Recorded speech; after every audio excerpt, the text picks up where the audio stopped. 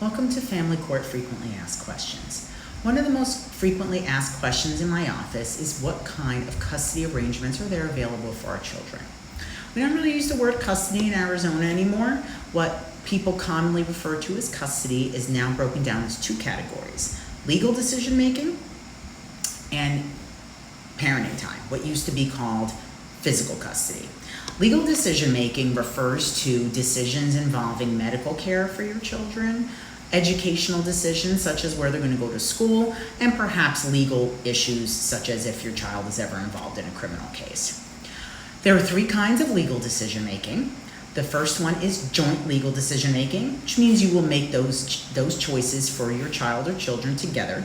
Then there is joint legal decision making with one parent having final decision making. And what that means is that if there is an issue, which after a good faith consultation, the parents simply cannot decide on an issue regarding the children, then one parent will have final decision making. Then there is sole decision making, which means one parent will make all of those decisions for the child or children, subject to notification of the other parent. Regardless of what kind of decision making you have, each parent has the same equal access to medical and school records.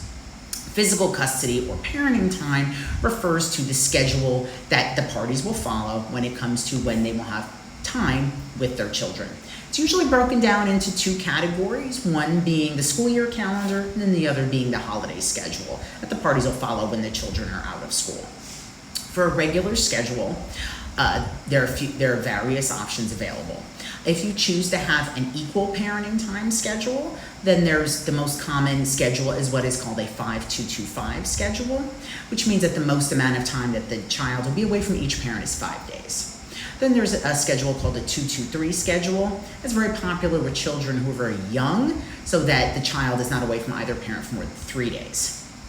And then some people opt to, if they live far apart or if their children are older, perhaps teenagers, will follow a week on and a week off parenting time schedule.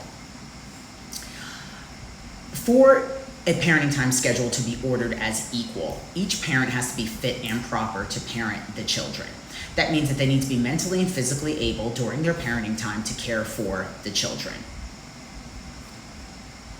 If one parent lives out of state, then the court usually will enter some sort of long distance parenting time plan with the child residing with one parent and then the other parent having frequent and substantial parenting time when the child is off from school.